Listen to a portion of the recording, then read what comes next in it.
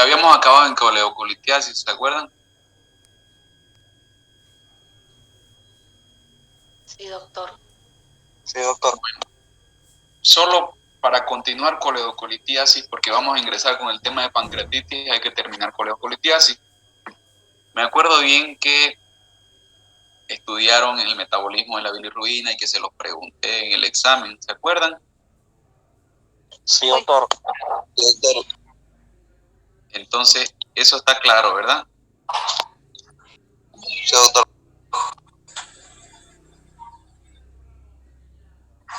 Mientras van entrando, voy a ir avanzando de a poco las diapositivas, que ya avanzamos sobre este tema.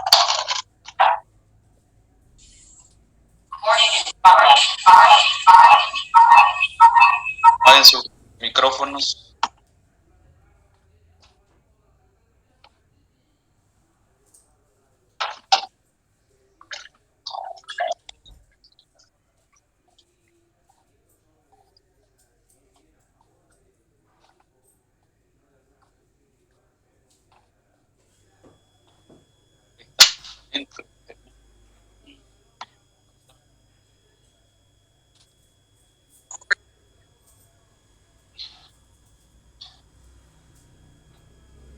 Ahí vemos como los cálculos de colesterol, pigmentario, ¿se acuerdan? Cómo se formaban. Coleocolitiasis primaria, ¿cuáles eran las primarias? ¿Se acuerdan? He apuesto que la mayoría falló en esa pregunta.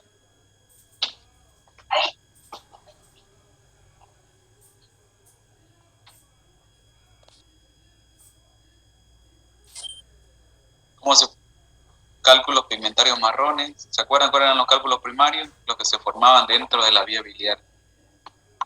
Y estos son los cálculos secundarios, que en el 95% son estos cálculos que migran y se quedan acá atrapados. Pasan inadvertidos en una colecistectomía la mayoría. El cuadro clínico, asintomático, sintomático, todo eso lo hemos hablado. Pero aquí vamos a llegar a la parte importante, eso. La tríada de Charcot. No se la pregunté porque no la habíamos avanzado, pero ¿qué es la tríada de Charcot? ¿Alguien sabe? ¿Puede decirme?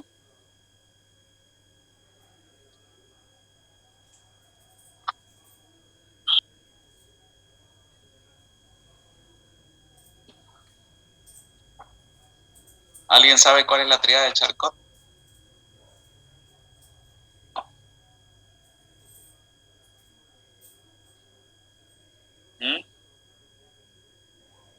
¿Me escuchan o no? Sí, doctor. Bueno, aquí mire, tríada de Charcot.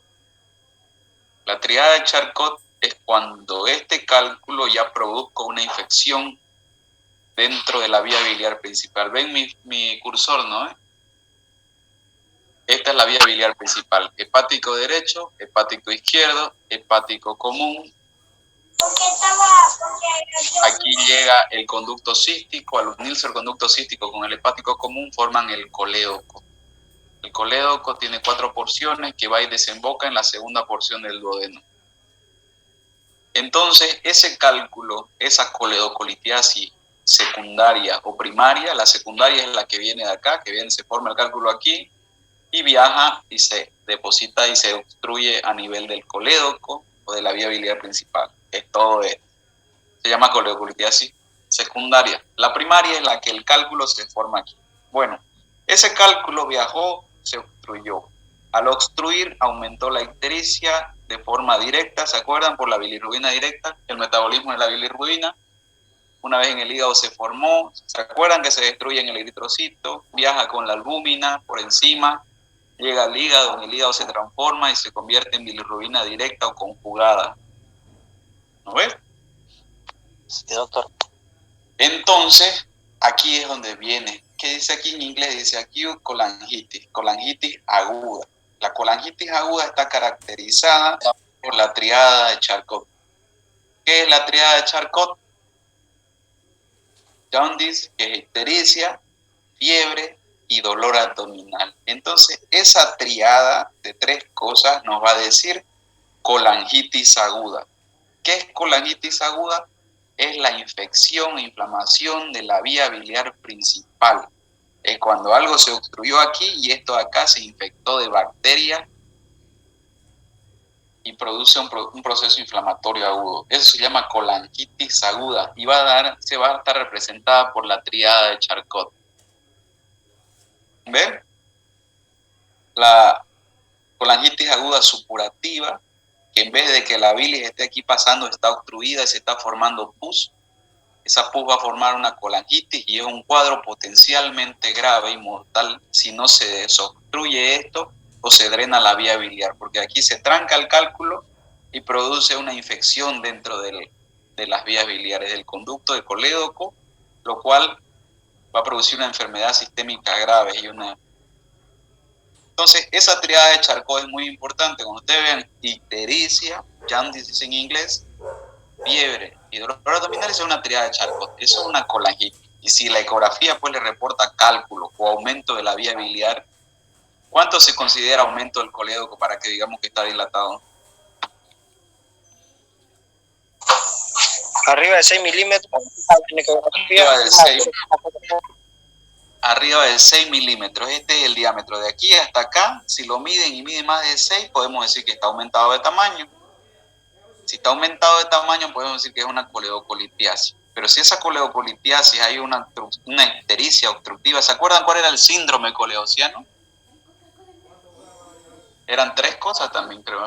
Síndrome coleociano era ictericia, coluria y acolia. Era un síndrome que representaba que este cálculo estaba obstruido y provocaba aumento de la ictericia, no se tenían las heces, por eso había colia y había mucha bilirrubina que se eliminaba por la orina, entonces la ponían colúrica. Entonces aquí vemos que ese cálculo que estuvo ahí produce una invasión bacteriana del duodeno, migran las bacterias aquí a aumentar la infección, aumenta la presión del conducto y bueno, eso de ahí se convierte en pus. Y esa pus provoca una infección grave y provoca estas cosas: ictericia, fiebre y dolor. Si este paciente no es atendido, va a progresar el cuadro a un cuadro muy grave que se llama la pentada. Bueno, no es un cuadro. De ahí presenta otros 2 signos que nos va a llevar a un nombre que se llama pentada de Raynaud. Lo van a buscar en internet. La pentada, como su nombre dice, de penta, 5, tiene 5 cosas. Esta es una triada, ¿no es? Ictericia, fiebre y dolor abdominal. Si este cuadro sigue evolucionando, va a llevar a una pentada, que va a ser confusión mental o alteraciones de la conciencia y hipotensión.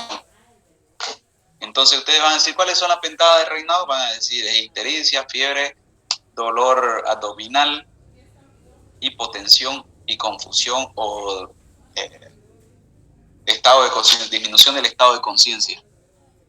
¿Entendieron eso? Entonces ese quiere decir que ese cuadro ya está más grave y tiene más mortalidad porque no se llenó de pus por este cálculo de aquí, provoca una infección grave. Y aquí atrás del colédoco siempre está la vena porta que lleva sangre al hígado. Entonces la infección se disemina muchísimo más rápido. Por eso quería conseguir con este cuadro. No hablamos de la colangitis, ¿se acuerdan? ¿O hablamos? No, doctor. Bueno, entonces, ¿hay alguna duda hasta este momento? ¿Alguna cosita que quieran preguntar con respecto a la ictericia, a los síndromes? Doctor, disculpe, ¿lo puede repetir? Claro, lo voy a repetir. Entonces, colangitis aguda. ¿Qué es la colangitis aguda? Es la inflamación e infección de la vía biliar principal. ¿Cuál es la vía biliar principal? El colédoco, hepático común, hepático derecho, hepático izquierdo. Todo lo que comunica el hígado con el duodeno. Entonces, esa es la colangitis. Y la colangitis se va a presentar con dolor abdominal, con ictericia y con fiebre. Eso va a ser triada de Charcot. Yo le pregunté cuál es la triada de Charcot, eso es fiebre, ictericia, y es de la colangitis aguda. Si la colangitis aguda no se le hace un tratamiento, este paciente va a evolucionar mal a una sepsis, y una sepsis le va a dar la ictericia, la fiebre, el dolor, más hipotensión, más cambio del estado de conciencia, disminución del estado de conciencia. Y ahí vemos que son 5 cosas: ictericia, fiebre, dolor, disminución del estado de conciencia, hipotensión. Son 5, que quiere decir pentada de Raynaud. Raynaud se escribe. ¿Ya? Ya, doctor, muchas gracias. ¿Cuál es la vía? Cuando hablo vía biliar principal, hablo de colédoco hepático común. Este es el hepático común, el hepático derecho, hepático izquierdo. Y fíjense cómo el colédoco está íntimamente relacionado con este conducto de Wirsum, conducto hepático de Wirsum. Y eso nos va a llegar al siguiente tema. Ya van a ver que es la pancreatitis, que si este cálculo se va más abajo y tranca tanto como esto, como acá, desencadena una pancreatitis de origen biliar, que es dentro de las primeras causas de pancreatitis aguda. ¿Ya? Entonces, vamos a ver si podemos avanzar.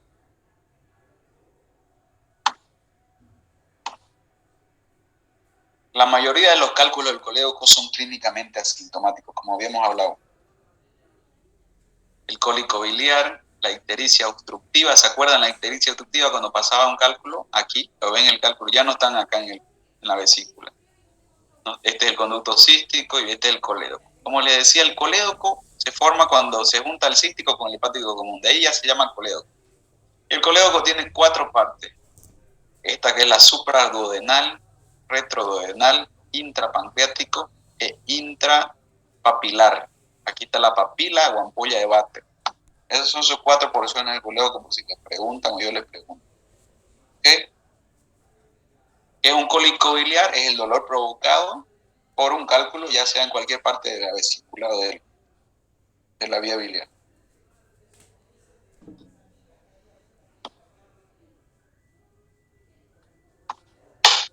Cólico biliar. La otra vez avanzamos cólico biliar, ¿no? Originado por el impacto del cálculo. Bueno, eso no vamos a hablar ahora, pero está mencionado aquí. Ahí vemos la ictericia, la coloración amarillenta de la piel. Ahí vemos coluria, ictericia y acolia. ¿Qué se llama eso? ¿Qué síndrome se llama? ¿Alguien me puede decir? Síndrome coleidociano. Síndrome coleidociano o síndrome ictérico. Muy bien. Coluria, acolia e ictericia. Fácil, ¿no ven? Ya saben por qué se pone así, por qué está oscura la orina y por qué no se tiñen las heces, porque está trancado el conducto colédoco. La bilirrubina que se aumenta es la directa, porque es una bilirrubina ya conjugada. La fiebre, en la triada de Charcot, dolor en cuadrante superior derecho o hipocondria, fiebre e ictericia, indicativos de colangitis. Pentada de Raynaud, ¿la ven aquí? Lo que yo les acabo de decir: fiebre, dolor en hipocondrio derecho, ictericia, hipotensión y cambios en el estado mental. Entonces, con eso ya tienen para responder a cualquiera que le pregunte ¿qué es la pentada de Raynaud? Y le dicen ¿qué es la triada y de qué patología se presenta? En la colangitis aguda. Es un cuadro grave. Como ven aquí en la pentada de Raynaud, ya tenemos un paciente que está grave, que tiene cambios en el estado mental, que tiene hipotensión, que tienen que ponerle vasoconstrictores, que tienen que ponerle mucho líquido. O sea, un paciente que va a terapia y de mal pronóstico. Si ya lo dejaron pasar de la triada de Charcot, lo dejaron pasar a una pentada de Raynaud, a esa colangitis aguda, ese paciente es muy probable que vaya a morir o necesite de terapia intensiva. ¿Está claro ahora que lo vieron de nuevo? Sí, doctor. Sí, doctor. Ok.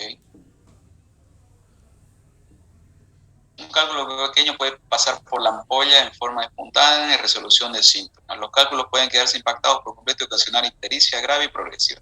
Como dice aquí, cuando los cálculos son pequeños y por obra y gracia de Dios, ese cálculo llega hasta ahí y es tan pequeño que por presiones de arriba pasa al intestino y se acabó.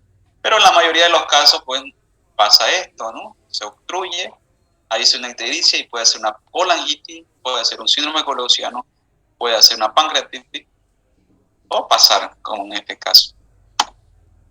¿El diagnóstico cómo se hace? Bueno, laboratorialmente, como le dije, las transaminasas se van a elevar porque son unos medidores hepáticos, ¿no? Pero los más importantes dentro de los cuadros obstructivos de colangitis de síndrome coledociano o cuando hay obstrucción en el colédoco es la fosfatasa alcalina, que es una enzima muy sensible de la vía biliar, y la GGT, que es gamma-glutil-transpeptidasa. Si no me equivoco, las GGT son dentro de las enzimas más fáciles de pedir y las más sensibles.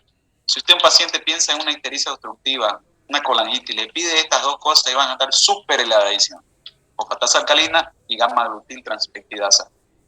Después de esta sincronutidiasa, no existen muchos en nuestro medio, así que no vale la pena. Pero estos dos van a poderlos encontrar mucho. Puede haber alteraciones en el TP y la tromboplastina, porque el hígado es el que sintetiza estas cosas, y si el hígado está tocado o dañado, no va a producir y va a haber alteraciones en la coagulación. Por eso es que a los pacientes con ictericia le ponen vitamina K para que tengan mejor coagulación. Una tercera parte de estos enfermos son normales con pruebas de función hepática normal. La ecografía, como ya saben, en la ecografía, ¿qué es lo que vamos a ver cuando hay un cálculo en el colédoco? Aumento de dilatación del colédoco. ¿Ya? Dice, mire, aunque solo llegan a visualizarse en el 50% de los casos, su sensibilidad para detectar dilatación del colédoco mayor a 6 milímetros, como respondieron hace rato, en pacientes con vesícula, y 8 milímetros colecistectomizado. ¿Qué quiere decir? Que en pacientes que ya no tienen la vesícula, el colédoco normal puede estar hasta 8 milímetros. Es un proceso de adaptación del cuerpo. Entonces, si ya fue operado mucho tiempo, le hacen una ecografía y está en 8 milímetros, está dentro todavía de los parámetros. Si está por encima de eso, vamos a considerar que está dilatado. Personas no colecistectomizadas con su vesícula normal, 6. Individuos con cálculos biliares, ictericia, dolor biliar, colédoco dilatado, ecografía sugiere firmeza de los cálculos. Entonces todo va a depender de la ecografía, pero como ustedes ya saben que los colédocos por encima de 6 milímetros son patológicos, ya más una ictericia elevada, ya van a ir descartando. La emergencia es el primer lugar donde lo mandan a los médicos. Aquí vemos una ecografía normal. Si han visto una ecografía, los cálculos dan una sombra, se llama sombra acústica posterior. Como es una ultrasonografía, funciona con sonido, es un sonido que dibuja una imagen. No sé si le han dado esta clase de imagenología, pero así funciona. Aquí vemos una vesícula, puede ver el grosor de la vesícula, y los cálculos se ven así como que le da la luz y provoca una sombra. Se ve, ¿no? ¿Pasaron imagenología alguna vez? Sí, doctor, pasamos. ¿Qué pasó? Entonces entienden bien cómo funciona una ecografía. Sí, doctor. Los sonidos no pasan por el cálculo y se reflejan posteriormente. Bien, entonces aquí estamos viendo, miren en este cálculo, aquí parece una vesícula, pero está diciendo colédoco. Aquí probablemente es el colédoco también. El colédoco siempre se va a encontrar por adelante de la vena porta. Aquí no la veo la vena porta. Aquí sí vemos. La vena porta mide más o menos 12 milímetros. Y miren este colédoco, debe estar de unos 15 a 18 milímetros. Y vemos un cálculo. Normalmente no se ve el cálculo, solo se ve la dilatación del colédoco. Si vemos esta dilatación de dos conductos, porta y colédoco, así es como lo miden normalmente. Aquí volvemos a ver, ven, aquí está la vesícula y aquí se ve el colédoco dilatado. Y aquí se ve un cálculo con sombra. Miren esos colédocos. Acá está la vesícula y acá está el colédoco. Debería verse, para verse una imagen completa, debería ser la vena porta. A ver, aquí vemos cálculo, arteria hepática derecha, dice conducto hepático común y vena porta. ¿Ve? Esta es la imagen que yo les decía. La vena porta se ve claramente de 12 milímetros y esto debe estar de 7, 6 milímetros, ¿no? Si lo comparamos, es casi el doble la vena porta. Arteria vena esplénica, miren esas ecografías de buena. Y el colédoco dilatado, este es un corte transversal, no se ve lineal. Aquí vemos otro cálculo. Entonces, ¿cuándo es coledocolitiasis primaria y cuándo es coledocolitiasis secundaria? A ver, respóndame, esa fue pregunta de examen. La coledocolitiasis primaria, el hito, la piedra está formada se forma en la vesícula y su incidencia es de un 10%. La coledocolitiasis secundaria corresponde a un 90% de los casos. El hito se formó en las vías biliares, fuera de la vesícula. Ya. ¿Y están de acuerdo sus compañeros con su amigo, compañero? ¿Alguien puede refutar? Sí, ¿Lo doctor. escucharon bien? Sí, doctor, sí. Ya. Hasta donde yo escuché, lo escuché al revés. La coledocolitiasis primaria es la que nace en el colédoco, se formó ahí. La secundaria es la que vino de la vesícula. ¿Dijo así o me equivoco? ¿Dijo así? Una emigratoria, creo. Así. Ya, bueno, para que quedemos claros entonces, la secundaria quiere decir que viene de la vesícula, vino de allá. Y la primaria es la que se formó en el colédoco. ¿Ya? Sí. Ok. Eso dije, doctor, eso dije. No lo puse en mi examen, pero eso dije ahorita. Lo bueno es que ya lo sabés, de eso se trata. No me olvido más. De aprender de los errores. ¿Ya? Entonces ahí vemos la tomografía. La tomografía es menos sensible y más difícil de interpretar. Aquí mire cómo se ve todo igual, digamos, ¿no? Pero sí, el que sabe, un ojo experimentado puede ver un colédoco dilatado. Ahí se ve el colédoco dilatado y una piedrota. Eso es más difícil. La colangioresonancia es uno de los métodos que deberían utilizarse porque no es invasivo, tiene 95% de sensibilidad y especificidad de 89%. O sea, es súper bueno. La colangioresonancia es una imagen que sigue a la vía biliar, digamos. Aquí no lo tenemos, pero es muy bueno. En Santa Cruz ya hay. Ahí ves la colangioresonancia. Así se ve una colangioresonancia. Dibuja prácticamente, hace una radiografía y sin ningún contraste dibuja la vía biliar. Mire cómo vemos aquí todo lo del hígado, forma el hepático derecho, hepático izquierdo, se junta, hepático común, llega y se junta con el conducto cístico que viene de la vesícula, forma el colédoco vemos aquí, y llega y se desemboca en lo que es el duodeno. Esa es una colangioresonancia bien. Mira aquí cómo se ve cístico y se ve colédoco, hepático izquierdo, hepático derecho, y colédoco, y aquí se ve una obstrucción porque no continúa la bilis. Aquí vemos otra colangioresonancia, mira cómo se ve la vesícula, se ve el hepático derecho, hepático izquierdo, hepático común, y aquí vemos un grosor aumentado de la vía biliar.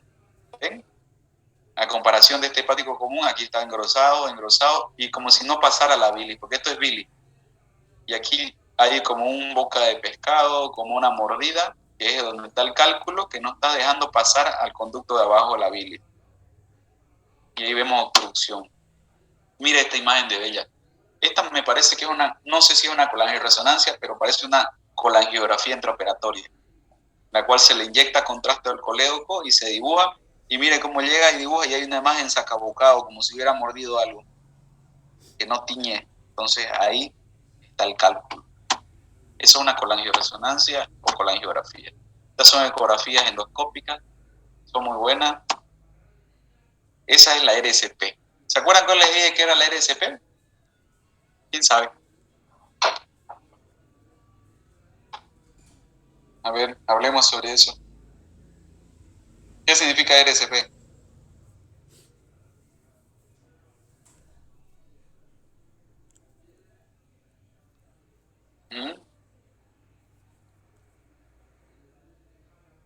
¿No saben? La RSP viene en inglés. Acá le decimos CPR, colangiopancreatografía retrógrada endoscópica. Es este endoscopio que entra por la boca, va por el estómago, va por el duodeno y va a la segunda porción del duodeno. En la segunda porción del duodeno ingresa con una canastilla, ingresa con traste y puede jalar este cálculo. ¿Lo ven el cálculo ahí? Lo puede jalar, lo puede empujar o puede abrir la ampolla de váter para que ese cálculo le decimos, salga por la ampolla de váter porque prácticamente va a violar la ampolla de váter. Entonces, cuando yo pregunto qué es la RSP es la colangiopancreatografía retrógrada endoscópica. Aquí vemos un hepático común, un conducto cístico, codoledoco con cálculos ahí. Y aquí vemos cómo está sacando con la canastilla un cálculo a través de la segunda porción del duodeno. ¿Ven? ¿Se entiende o no le entienden a esta imagen? Vesícula, cístico, hepático común, hepático izquierdo, hepático derecho, colédoco, y aquí vemos donde no se tiñe el contraste, vemos dos cálculos. Y aquí vemos que con la RSP han entrado hasta la segunda porción del duodeno, como en una endoscopía, y por la segunda porción del duodeno está la ampolla de váter, que es una papila, la cual la cortan con cauterio y se relaja y se abre ingresa esta aquí que se llama canastilla de Dormia y puede agarrar el conducto y jalar la piedra. ¿Ve? Mira, ahí estamos dentro del conducto, perdón, de la segunda porción del duodeno, y aquí ya salieron las piedras que estaban dentro del colédoco. Miren acá. Se ve claramente, ¿no? Falta de relleno, falla de relleno, que son cálculos, y aquí vemos el endoscopio que está aquí en la papila de Vater por adentro del duodeno. Eso es una RCP. La RCP, ¿qué es la RCP? La colangiopancreatografía retrógrada endoscópica, que sirve para diagnóstico y para tratamiento. ¿Ven la diferencia del otro? La ecografía, la tomografía, la colangioresonancia son solo diagnósticas. En este caso nos sirve como diagnóstico y como tratamiento, pero no es inocua, tiene sus complicaciones. Este es un procedimiento invasivo, el cual va a tener complicaciones como sangrado, perforaciones, pancreatitis, la misma causa. Imagínense que entonces tiene que tener criterios de indicación. No a todos los pacientes les puedo decir, que RCP, porque pueden perforarse, pueden sangrar y puede producir pancreatitis traumática. ¿Ya? ¿Le entienden a la RCP o no? Para que la explique, no. ¿Será que lo puede repetir un poquito más despacio, doctor? Por favor. Ya no. El nombre también. Ya se llama ERCP. En español sería CPERR. CPR. Sí. En español sería CPER. Y significa colangiopancreatografía retrógrada endoscópica. Eso se llama. Y es una endoscopía, como su nombre lo dice, solo que entra por la segunda porción del duodeno. Si se recuerdan anatómicamente, en la segunda porción del duodeno está la ampolla de Vater, que es donde desemboca el conducto de Wirsung y el conducto de colédoco. Esos dos conductos colédocos desembocan a ese nivel y dan una ampolla de Vater. Este procedimiento ingresa por ahí, hace un corte a nivel de esa papila de Vater, relajando los músculos, haciendo ingresar una canastilla de Dormia, se llama canastilla de Dormia, que agarra el cálculo y lo extrae. Si no lo puede extraer, deja un agujero grande en la papila para que el cálculo salga solo por presión. Entonces aquí vemos, mire, aquí se ve, este es el instrumento que está en la segunda porción del duodeno, está ingresando con una canastilla. Ay, ya se nos va a acabar el tiempo tan rápido. Y lo está extrayendo. Entonces, esa es una RCP. ¿Ya? Existe otro procedimiento que es la colecistectomía del colédoco, la laparoscópica del colédoco. Aquí vemos una vesícula. ¿Se ve bien? La vesícula, esta es la vesícula y este es el colédoco. Aquí se lo abrió el colédoco, se hizo una coledocotomía y se intenta extraer con unas pinzas el cálculo por el otro lado. Son las otras alternativas. La abierta del colédoco dice, bueno, pues el procedimiento abierto del colédoco tiene una mortalidad, obviamente, mucho más del 8 al 15% y una mortalidad del 5%. Miren, no es nada inocuo, tiene sus complicaciones. Anteriormente se hacía una esfinteroplastía transduodenal. Eso era un procedimiento bastante agresivo. Se abría el colédoco, se veía directamente a la ampolla de Vater y, bueno, se trataba de extraer. Ya no se hace actualmente, yo solo he visto una sola vez hacerlo y lo ha visto un profesor. Actualmente lo indicativo es la RCP, que también tiene sus complicaciones tanto de mortalidad como de morbimortalidad. Eso es, mire, eso es una cirugía biliodigestiva. Cuando el cálculo no se lo pudo extraer, entonces habrá que hacerle otra pegada entre el colédoco y el duodeno. Se llama colédoco anastomosis biliodigestiva. Se llega a hacer bajo ciertas indicaciones. Actualmente ya no es tan frecuente esta cirugía, pero se hace cuando el paciente es mayor, cuando el cálculo es enorme, se le debe hacer una cirugía biliodigestiva. Entonces, para la colangitis, pues el tratamiento es la extracción y limpieza de la vía biliar principal, asociada a una colecistectomía, porque los cálculos vienen la mayoría de las veces de ahí. Opciones, hay la endoscópica, la litotripsia, que no la tenemos, y la cirugía abierta laparoscópica.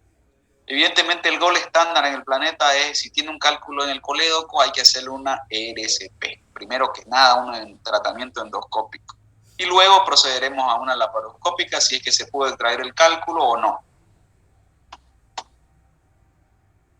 Aquí vemos métodos no quirúrgicos, colangiopancreatografía retrógrada endoscópica, la ven aquí, CPR convencional, litotripsia mecánica, rayo láser no hay, y litotripsia extracorpórea con hecho. Todas estas dos cosas son experimentales y no se utilizan actualmente. Esto de aquí se sigue siendo el gold estándar cuando un cálculo. Gold estándar quiere decir que lo que se utiliza y lo que se tiene que utilizar. Y bueno, están los métodos quirúrgicos, ¿no? Aquí miren, RCP más infecterotomía endoscópica. Un éxito de mayor al 90%, una mortalidad del 5.9 al 8% y una mortalidad del 0.3 al 2%. No es inocuo, entonces hay que saber indicarlo bien. Aquí vemos el endoscopio, cómo está en la segunda porción, cómo ingresa por el conducto y extrae la piedra, ¿ven? Y corta un poco y como ven aquí, miren los dos conductos. El conducto de Wilson y el conducto de Toledo caen en el mismo lugar. Por eso que si un cálculo cae aquí, tranca el conducto pancreático y produce una pancreatitis. Esa es la canastilla de Dormia que les decía, que es como un alambrecito que llega y se abre y allá se mete el cálculo y lo puede extraer. El procedimiento puede fallar si el cálculo es mayor a 1.5 centímetros, dificultad para canular, la experiencia y presencia de estenosis por algún tumor o alguna cosa. Dilatación, existe otro método que en vez de cortarlo se lo dilata con un balón.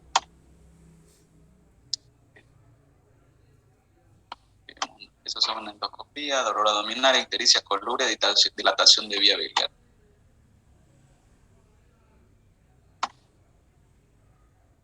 Bueno, y la cirugía abierta.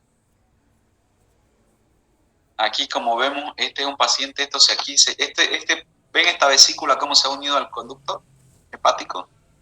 Esto se llama un síndrome miricie. Cuando la vesícula se apoya y se fistuliza, prácticamente se hace un solo común entre conducto y vesícula. Imagínense entrar a operar y que le encuentren esto. ¿Qué se hace aquí?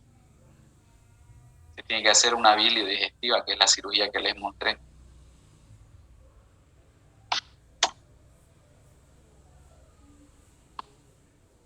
Identificar el conducto. Doctor, disculpe, ¿puedes mencionar nuevamente el síndrome? Síndrome de Mirizi. Hay clasificaciones de Mirizi, 1, 2, 3 y 4, de acuerdo al grado de apoyo o de fístula que está formando. Entonces aquí vemos que la vesícula se formó parte del conducto. Imagínense cortar aquí y dejar la vía biliar, va a salir bilis por todos lados. Van a buscar síndrome de Mirizi.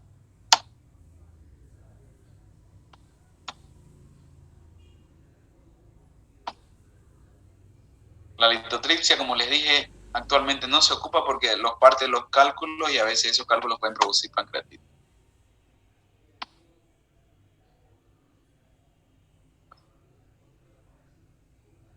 Se acabó eso.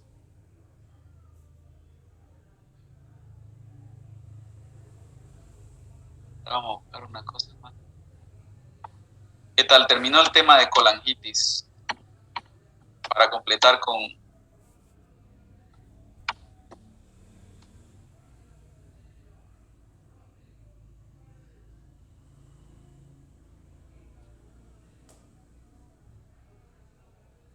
Ahora vamos a ver con lo que nos da tiempo para hacer algo de pancreatitis, ¿ya? ¿Están viendo la pantalla? Sí, doctor, sí. Bueno, ¿qué es la pancreatitis aguda? Tanto le hemos hablado y por qué se causa. La pancreatitis aguda es un proceso inflamatorio agudo acompañado de necrosis pancreática en formas graves, con compromiso de tejido adyacente, grasa u órganos vecinos eventualmente formado una colección de líquidos. Entonces es un proceso inflamatorio del páncreas, con repercusiones sistémicas y locales. Esa es la definición, la van a ver muchas definiciones. ¿Qué es la pancreatitis? Todo el mundo pregunta. La pancreatitis es una inflamación del páncreas con compromiso sistémico y local.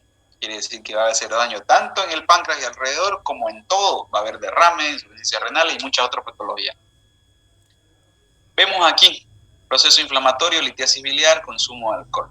Dentro de las causas principales en Sudamérica está el alcoholismo, según Michan, creo que van a leer en Michan que la causa de pancreatitis es el uso abusivo del alcohol, la cerveza, ron, lo que quieran. Y la segunda viene la causa, que es la litiasis biliar, que es el mismo cálculo que se formó allá en la vesícula y produjo una coledocolitiasis, un síndrome ictérico, va a producir, va a ser una de las causas principales de una pancreatitis aguda. Y bueno, viene otra isquémica, iatrogénica, infecciones de virus, medicamentos, traumática, ¿qué más hay? Picaduras de alacrán, muchas otras causas van a producir. La tercera causa de pancreatitis aguda en promedio es la dislipidemia.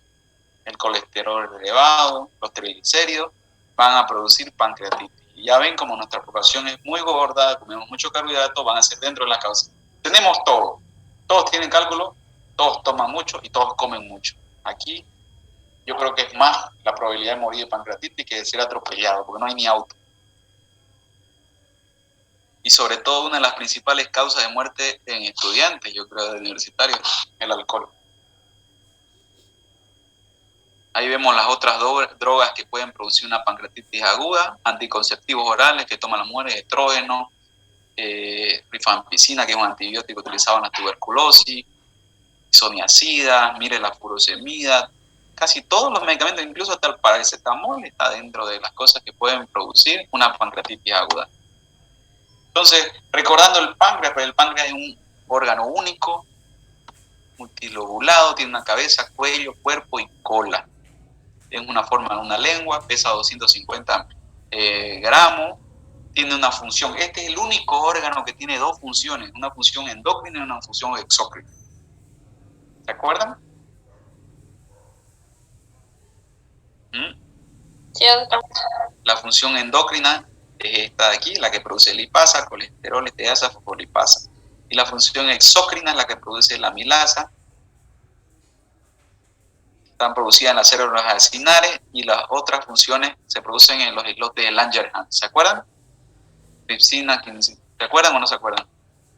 La insulina, el glucagón se produce en los islotes de Langerhans. ¿Se acuerdan? La tripsina, quimiotripsina, carotripsina se producen en las células acinares. Entonces, cuando le pregunten alguna vez cuál es el único órgano que tiene doble función, porque vemos que el hígado tiene doble función o una función.